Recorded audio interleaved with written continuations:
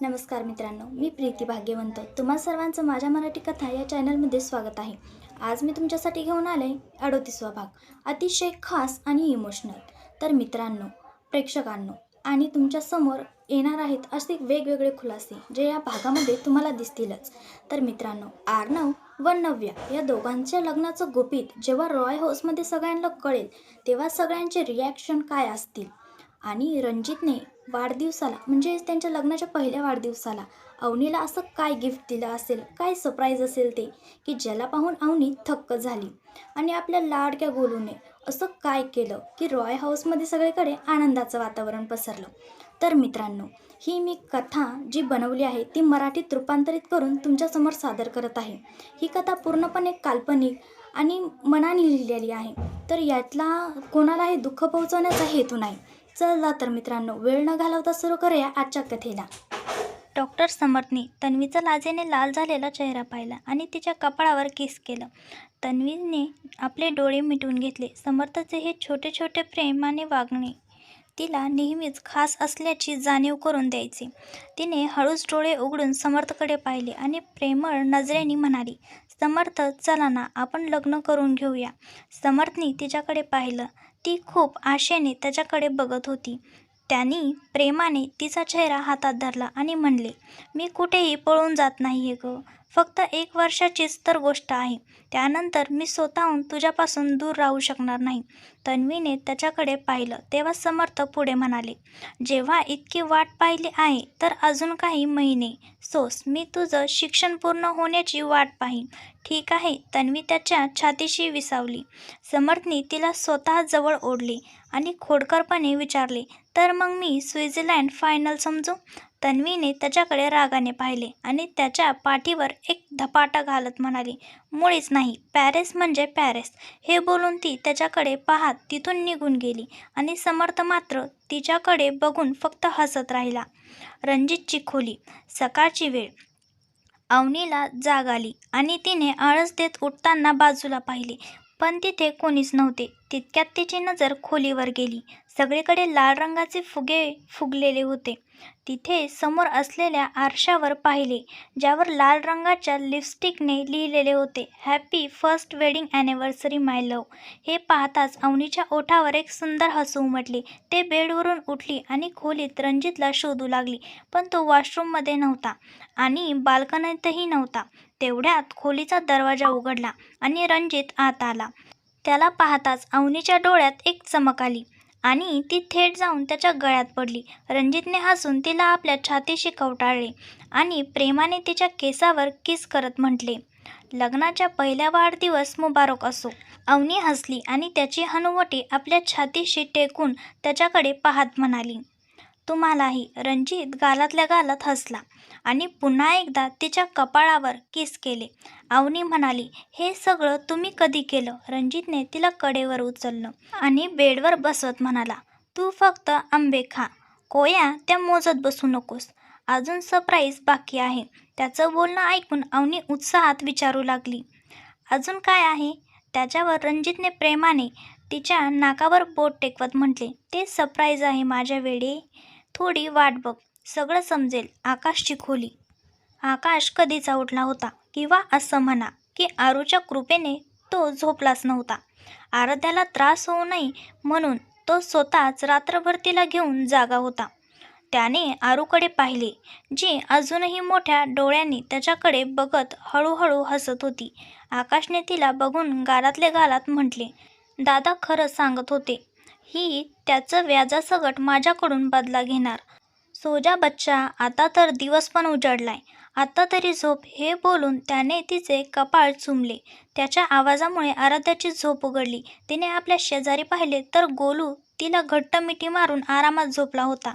मग तिची नजर आकाश आणि त्याच्या मांडीवर असलेल्या आरूवर गेली आणि ती मनापासून हसली. आराध्याने आळस दिला आणि त्या बाप लेकीला बघून म्हणाली, आज पुन्हा या शहाणीने तुम्हाला झोपू दिले नाही वाटतं. आकाश मागे वळाला आणि तिच्याकडे बघून हसला आणि म्हणाला, कदाचित ही मला बाप असण्याचं कर्तव्य निभावायला सांगते. आराध्या हसली आणि म्हणाली, तुम्ही आधीच बेस्ट आहात. तुम्हाला काही शिकायची गरजच नाहीये. आकाशने तिच्याकडे पाहिले आणि मग आरूकडे पाहिले, जिचे डोळे आकाशच्या सतत थोपटण्यामुळे आता मिटू लागले होते. आराध्या त्याला बघून म्हणाली, आता बस करा साहेब, झोपली तुमची लाडकी. आता ही दिवसभर झोपेल आणि रात्रभर जागून तुम्हाला झोपू देणार नाही. आकाश तिच्याकडे बघून म्हणाला, काही हरकत नाही, आपल्या जीवासाठी माणूस काहीही करू शकतो आणि इथे तर फक्त झोपच सोडायची आहे ना. आराध्या म्हणाली, आता बस करा तुम्ही, तिला माझ्याकडे द्या आणि थोडा वेळ झोपून घ्या. अजून फक्त 6च वाजले आहे. मी तुम्हाला ऑफिसच्या वेळेला उठवीन. आकाशलाही तिचे म्हणणे पटले आणि त्याने आरूला पाळण्यात निजवले आणि स्वतः गोलूच्या शेजारी जाऊन त्याला जवळ घेऊन झोपला. आराध्याने त्या दोघा बापलेकांना पाहिले आणि ती गालात हसली. मग ती उठून फ्रेश व्हायला निघून गेली. रणजितची खोली. अवनी आरशासमोर उभी राहून तयार होत होती. तिने आज सिल्कची रॉयल ब्ल्यू रंगाची साडी नेसली होती. रणजित मात्र सोप्यावर बसून तिला निहाळत होता. आज अवनी नेहमीपेक्षा जास्त सुंदर दिसत होती. अवनी तयार झाली आणि तिने रणजितकडे पाहिले, जो एकटक तिच्याकडे बघत होता. तिने विचारले, काय झालं, तुम्ही असे का बघताय? मी चांगली नाही दिसते का? रणजित उठला आणि तिच्या दिशेने गेला. त्याने तिच्या कमरेतून हात घालून तिला जवळ ओढले आणि अतिशय मंद स्वरात म्हणाला, बस, मला भुरळ घालण्याचा प्रयत्न करू नकोस, बाकी तू अतिशय सुंदर दिसत आहेस. अवनीने विचारले, मी कधी तुम्हाला भुरळ घालण्याचा प्रयत्न केला? रणजित हलकासा हसला आणि तिला आरशाकडे वळवत म्हणाला, स्वतःला बघ आधी. तू ना साधेपणासुद्धा माझा जीव घेतेस. मी स्वतःवर कसा ताबा ठेवतो हे फक्त मलाच माहीत आहे. सो मिसेस सहाय, तुम्हाला काय गिफ्ट हवं आहे तुमच्या या स्पेशल दिवशी? अवनी त्याच्याकडे वळाली आणि त्याच्या छातीशी विसावत म्हणाली, बस फक्त तुम्ही, मला यापेक्षा जास्त काहीच इच्छा नाही. रणजितने तिला आपल्या बाहूमध्ये घट्ट पकडून म्हणाला, मी तर आधीपासूनच तुझाच आहे. अवनीने मान वर करून त्याच्याकडे पाहिले आणि म्हणाली, नाही, मला आज तुम्हाला सर्व अर्थाने आपलंसं करायचं आहे. आपण फॅमिली प्लॅनिंग करायला हवं. मी आता 25 वर्षाचे आहे आणि तुम्ही 33 वर्षाचे आहात. मिस्टर सहाय, मला वाटतं आपल्या कुटुंबाचा विचार करण्यासाठी ही एकदम परफेक्ट वेळ आहे. रणजितने विचारले, तर तुम्हाला असं वाटतं की मी म्हातारा झालोय? अवनीने त्याचा कॉलर पकडला आणि पायाच्या चौथ्यावर उभी राहिली. रणजितने तिला कमरेतून पकडले. तेव्हा अवनी त्याच्या डोळ्यात बघत म्हणाली, रणजित प्लीज, मला आपलं बाळ हवंय, आपल्या प्रेमाची निशाणी. अवनीने आपले नाजूक ओठ त्याच्या ओठावर ठेवले आणि त्याला किस केले. रणजितला धक्का बसला, पण काही क्षणात तो सुद्धा अवनीला साथ देऊ लागला होता. श्वास घ्यायला त्रास होऊ लागला.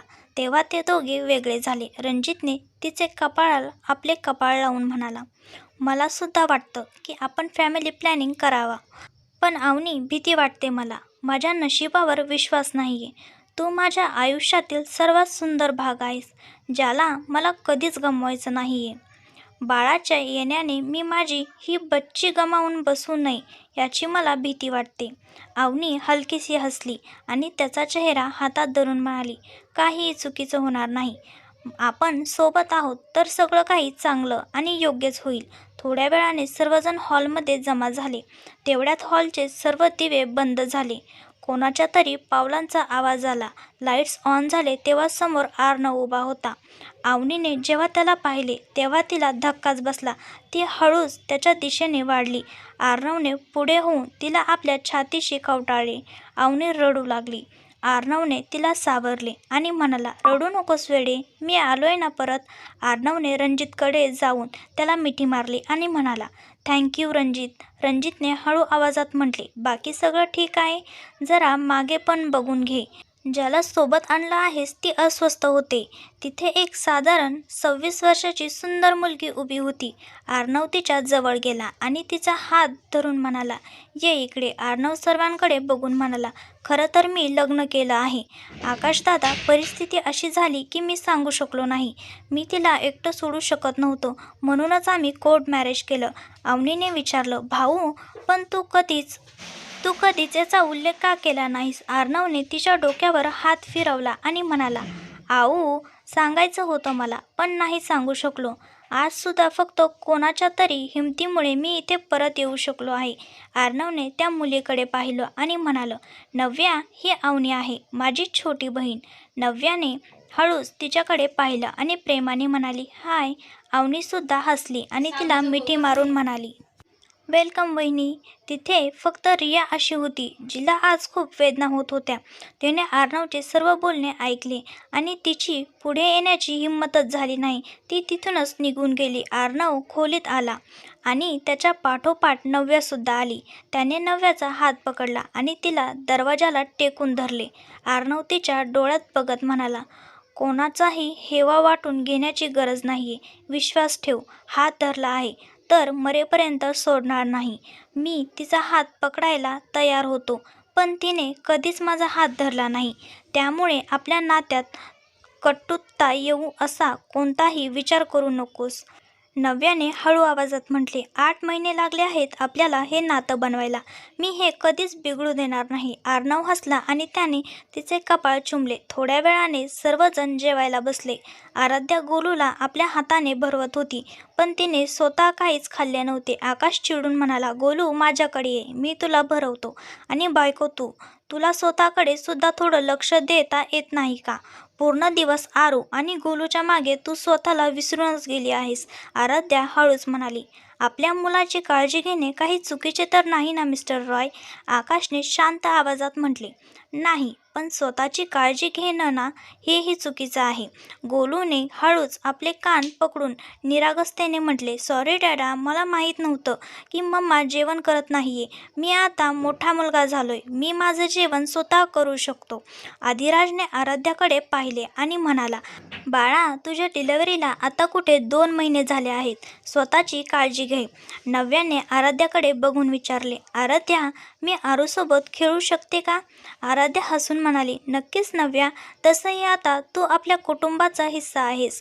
अर्णवने सर्वांना नव्याच्या वडिलांच्या अपघाताबद्दल आणि त्यांच्या शेवटच्या इच्छेबद्दल सांगितले. आकाशने अर्णवच्या खांद्यावर हात ठेवला आणि म्हणाला, मला यात काहीच चुकीचं वाटलं नाही.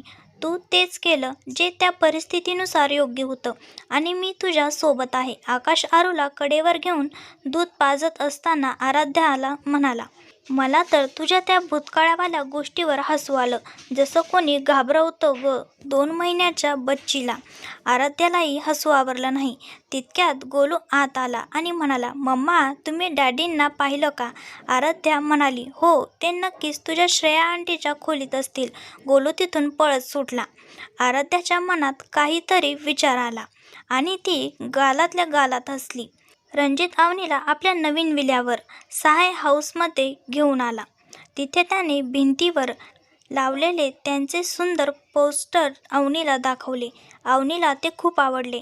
रणजितने विचारले, अवनी, तुला खरंच वाटतं का आपण बेबी प्लॅन करावा? अवनी म्हणाली, रणजित, तुम्हाला कधी खात्री पटेल की मी आता या जबाबदारीसाठी तयार आहे. रणजितने तिची मान आपल्या चेहऱ्यात लपवत म्हटलं, मला तुला गमवायची भीती वाटते.